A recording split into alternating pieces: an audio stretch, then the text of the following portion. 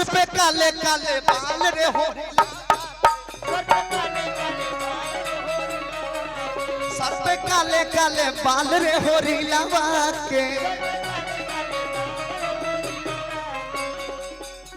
होरी लावा के रे होरी लावा के होरी लावा के होरी लावा के सर पे काले काले बाल रे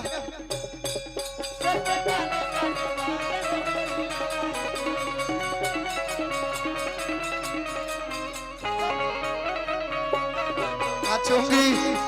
बलवा रंग रंगीला मैं तो नाचूंगी गजरा लगा के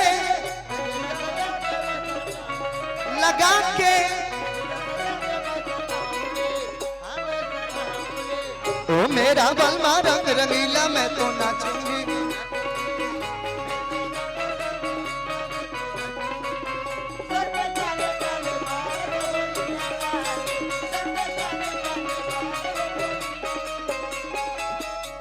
अभी जाता बाबा लोग बैठल बा केहू चाचा रही तो हम चाचा एजा के लगी लास्ट बेर बायनहु चलवा दी। अच्छा बड़का बाबूजी बानी तो तनी बबुआ के मौसी उसी के कुछ कहल जाई अब मौसी खातिर कहे त बाबा लोग का सुने उ लोग त मुंह तोप ले कि बबुआ के मौसी बारी बहुत कटीली बहुआ के मौसी बारी बहुत कटीली अब पाउडर क्रीम उमारेली तीली तीली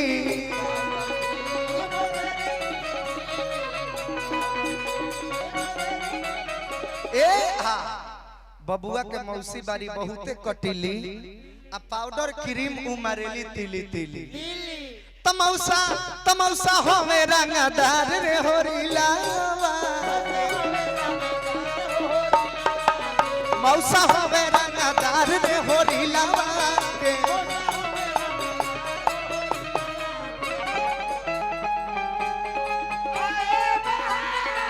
जाने से उसके जाए आने से उसके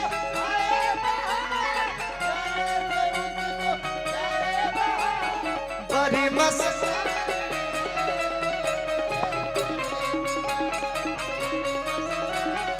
है मेरी महबूबा आने से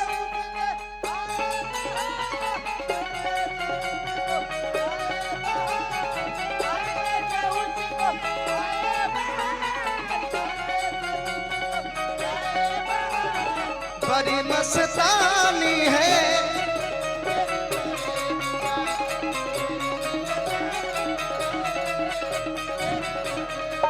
तमौसा हमें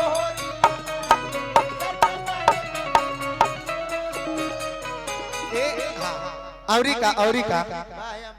औरी आगे के भाव हो कि बबुआ के मामी बारी बहुत रसीली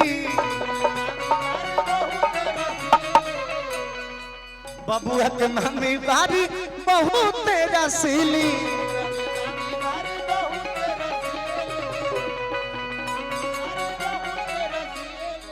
तमामा हमें थानेदार रे होरीला के मामा हमें थानेदार रे होरीला के चोरी जो खननी हाथ में याद पिया आने लगी है भीगी भीगी रातों में याद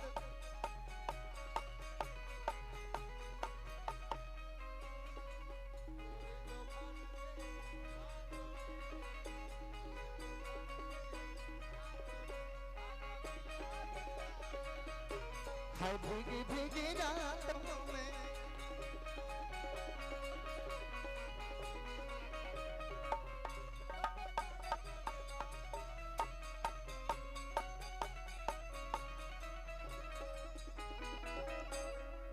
अरे की हथिया चढ़ल आइले अरे बबुआ के दादा अरे बबुआ के दादा लुटावे लगले ना अपना पाकिट में के रुपया उड़ावे लगले ना अपना पाकिट में के रुपया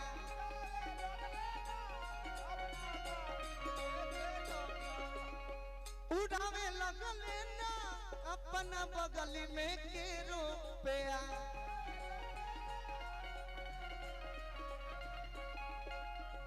कि हथिया चढ़ले बबुआ के दादा अरे बबुआ के दादा उड़ावे लगले ना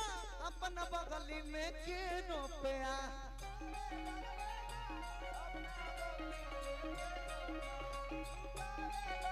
हाय हाय हाय